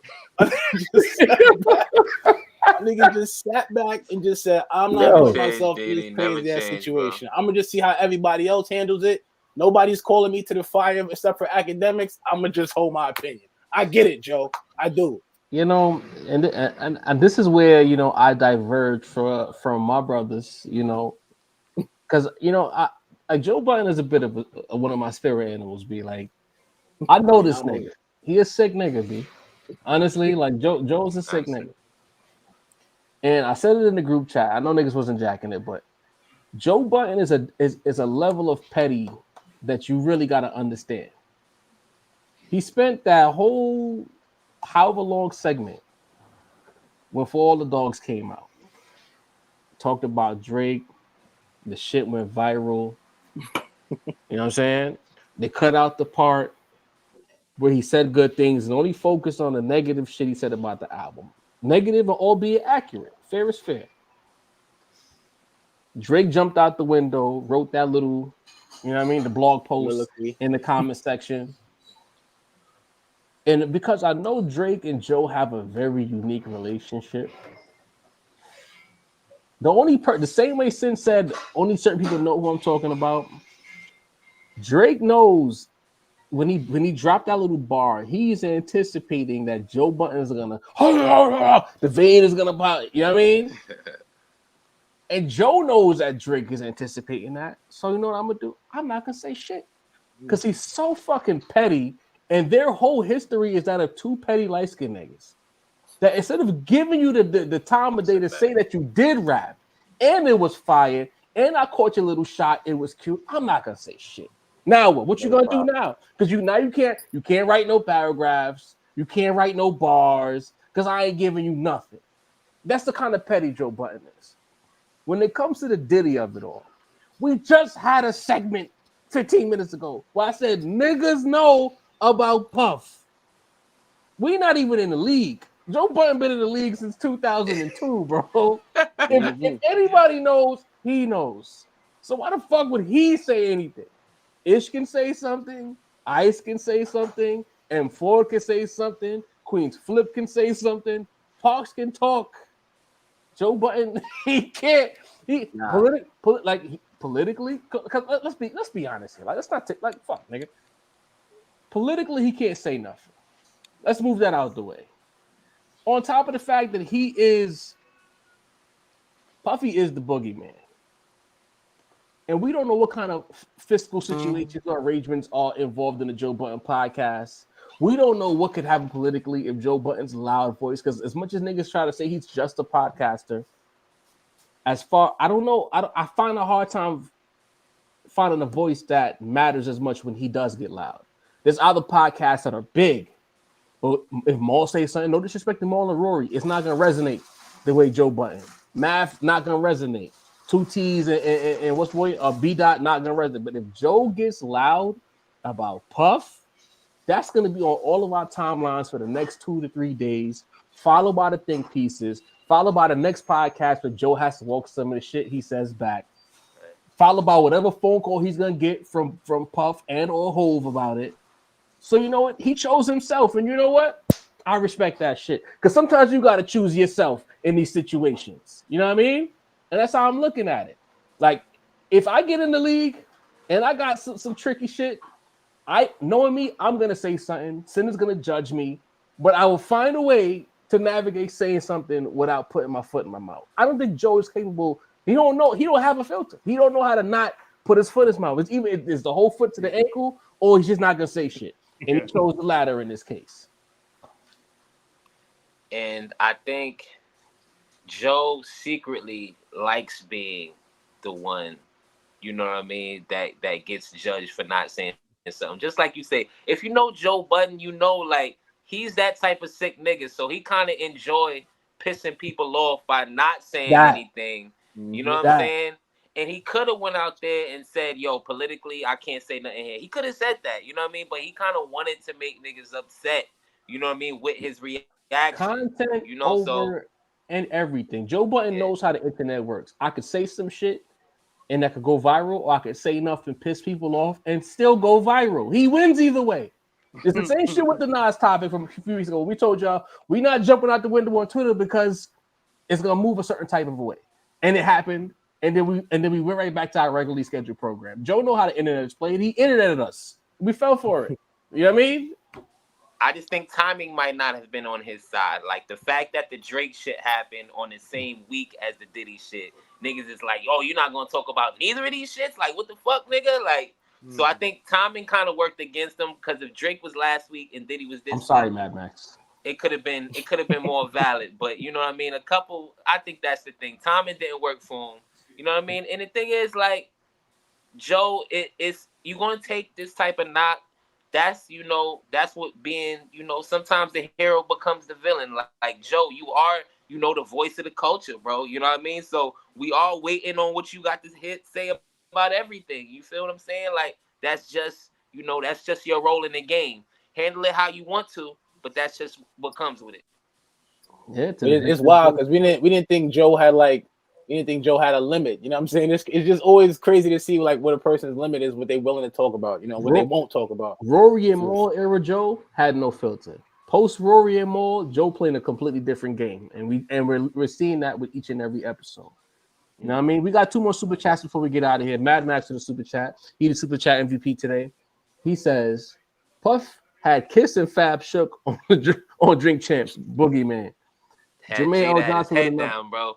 Listen, Jermaine L. Johnson with another super chat says, if Cassie was wealthy and her new husband was a billionaire, would she have still filed a lawsuit against Diddy? So was this only for the money? Well, talk about it. In layman's terms, if you're suing somebody, yeah, you know, cash me out. You put a dollar amount on it, you're doing it for the bread. To a lesser degree, I just don't know. I don't want to speak on that. I really don't know. I don't want to assume. Because especially in this climate with the Venus versus Mars argument, you got to tread carefully what you say. And I don't know, and I don't want to assume, and I don't want women saying stay out of women's business. Hey, I'm a grown man talking about women's business. I don't want to be that guy. So I'm gonna just say I don't know. Sister, you got anything more to add before we get up out of here, bro? Nah, I'm good, money man. Yes, sir. This is another episode of the Rap Roundtable. If you're still here right now, hit that like button. Please hit that like button. We need 300 likes on each and every video. We see 163 in the chat. We don't have 163 likes. Hit that like button. Matter of fact, let me put it on the board for you niggas. Hit the like button. You know what I mean? Like. We appreciate the commentary. Right, we appreciate the super chats, but we do need those likes. The likes keep us in the algorithm, and it keeps the motion how it's supposed to go. Tango Faye had a comment earlier. He was like, "It's no different." We got upset with him, but he said it's no different from us telling a rapper what to do. And you're right. And when that happens, the rappers usually tell us to fuck out of here too. You saw Benny the Butcher talking about the critics a couple weeks ago. It's a two-way street in any scenario. When we do appreciate the feedback, just be mindful of what you say. Like, you know what I mean? Like we did the show deliberately. Everything we do is intentional here. We don't play games. Get your merch. I sent out a few more hats. They're in transit as we speak. Make sure you get your merch. Roundtablemerch.com. Get you one of these. A lot of y'all tap them, but y'all not rocking the symbol of hip hop, right? It's the new symbol right here. Get your merch. Pull up. You know what I mean? Yes, Put the black, the white crown. We got the exclusives on the website, roundtablemerch.com. Run it up. Diddy the balance, if you will. Take us home. Yo, salute to all the day one. Salute to the fucking year fours. It's the Rap Roundtable. Shout out to Jav, the point guard, Macito, voice of the industry, the young people. He will find you. Sincere production extraordinaire. I don't know. I like that. I might add that, Sin. Sincere production extraordinaire. Fuck with it. Dean the balance of the force with our powers combined. It's the Rap Roundtable. Monday Night Raw. Cause we out of here. You dig? Yes, sir. Diddy, man. Get your pauses right.